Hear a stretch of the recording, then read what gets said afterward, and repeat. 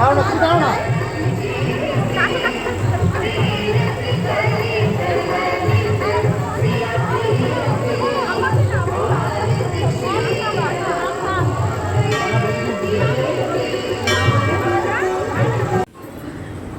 Friends, welcome back to my channel RC blogs.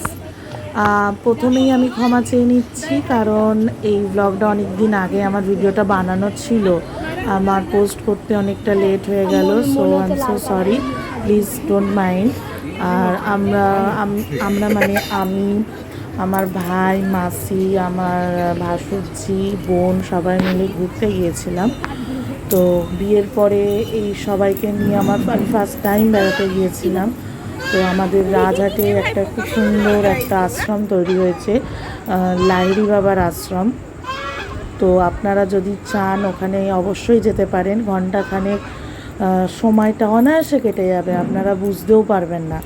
খুব সুন্দর একটা অ্যাটমসফিয়ার ওখানে, যেমন সুন্দর করে বাগান সাজানো তেমন সুন্দর ভিউ, দারুণ দারুণ, মানে এক কথায় অনবদ্য।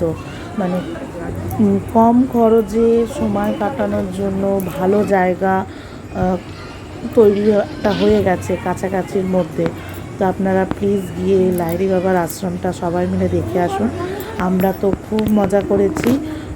তো সমস্যা একটাই, মন্দিরের ভেতরের ভিডিও আমি করতে পারিনি, তার কারণ মন্দিরের ভেতরে আমাদের ফোন অ্যালাউ করা হচ্ছিল না। হয় ফোনটা সুইচ অফ করে বা সাইলেন্ট করে আমাদের ভেতরে যেতে হচ্ছিল। আর ওখানকার একটা সুন্দর একটা নিয়ম আছে, মন্দিরে ঢোকার আগে একটা জলে ওখানে একটা জলের জায়গা আছে, সেখানে পা ধুয়ে যেতে হয়। অনবরত সেখানে জল আসছে, একটা সুন্দর ফোয়ারা আছে। আমি মোটামুটি যতটা পেরেছি ওই জিনিসগুলোকে তুলে ধরার চেষ্টা করেছি ভিডিওতে। মন্দিরের বাইরেটাও যতটা সুন্দর, ভেতরটা আরও সুন্দর, এবং এতটা শান্তি লাগে ভেতরটায়, মানে বলে বোঝানো যাবে না।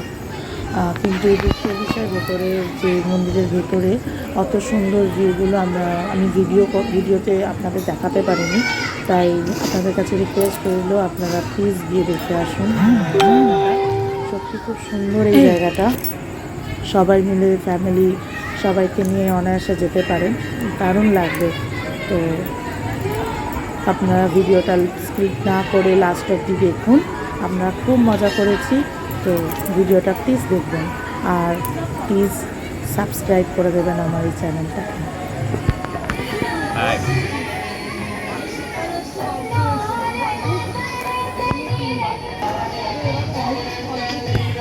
বিয়ের পর ভাইয়ের সাথে ঘুরতে এসেছি, শুধু ভাই নয়, হ্যাঁ ফার্স্ট টাইম, শুধু ভাই নয়, বোন, ভাইজি, মাসি সবাই আছে।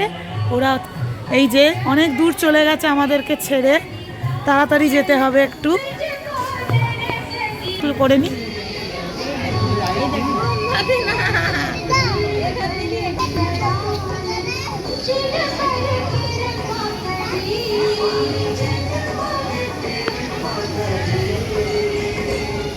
এই হচ্ছে সেই লাহিড়ী বাবার আশ্রম, সেই সুন্দর চোখ ধাঁধানো একটা মন্দির।